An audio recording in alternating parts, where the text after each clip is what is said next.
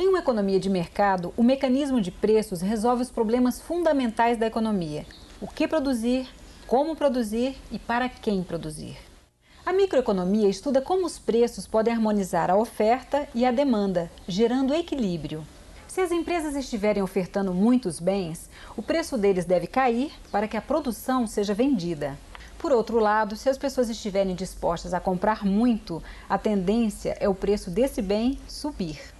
É dessa forma que o mercado usa os preços para tentar conciliar decisões sobre consumo e produção. Vamos ver melhor como isso funciona, começando pelo lado da demanda. A demanda, ou procura, é a quantidade de determinada mercadoria que os compradores desejam adquirir de acordo com cada preço dado.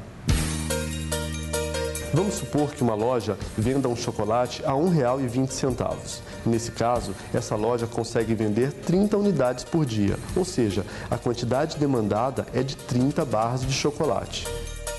O que você acha que vai acontecer se esse preço subir para R$ 2,00? E se o preço cair para 40 centavos?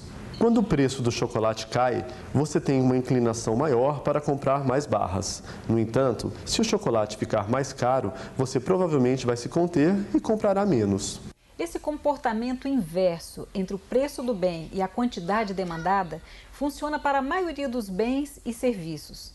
É tão universal que se chama lei da demanda. A quantidade demandada de um bem diminui à medida que o preço dele aumenta.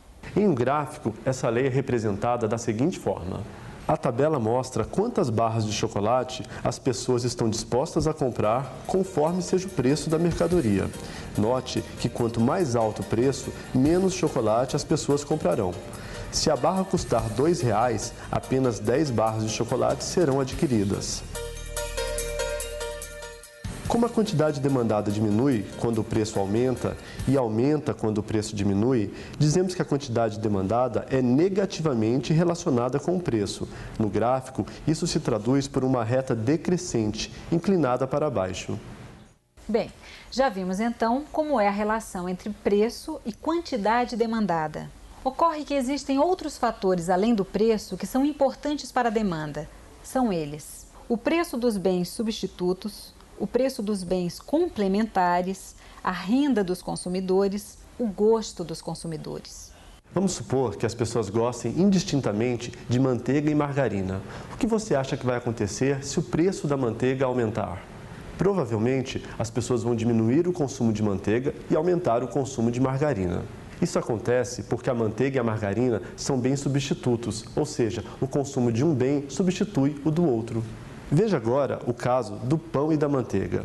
Normalmente, o consumo deles é feito em conjunto. Dizemos que o pão e a manteiga são bens complementares. Se o preço do pão aumentar, o consumo dele cai, mas também cai o consumo da manteiga, mesmo que o preço dela não tenha sido alterado.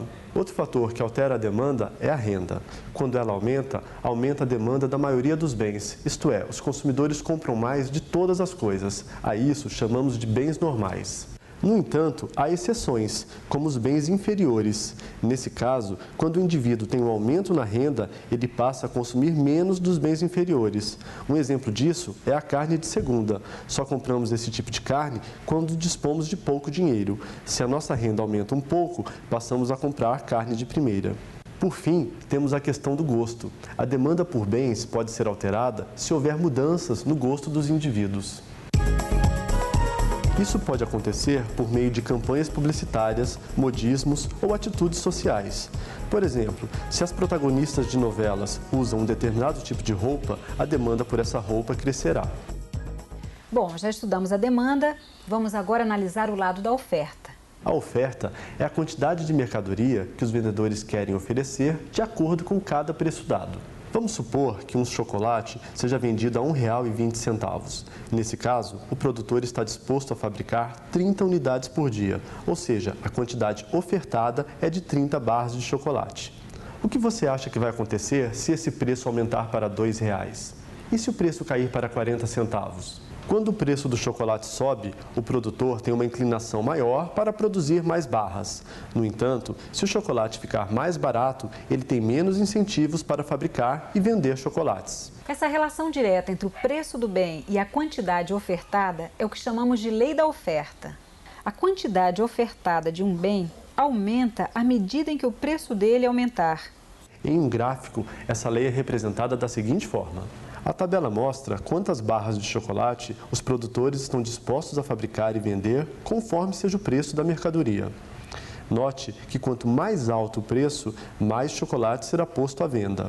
Se a barra custar R$ 2,00, então 50 barras de chocolate serão fabricadas e oferecidas no mercado. Como a quantidade ofertada diminui quando o preço diminui e aumenta quando o preço aumenta, dizemos que a quantidade ofertada é positivamente relacionada com o preço. No gráfico, isso se traduz por uma reta ascendente inclinada para cima. No próximo vídeo, mais algumas explicações sobre microeconomia. Até lá!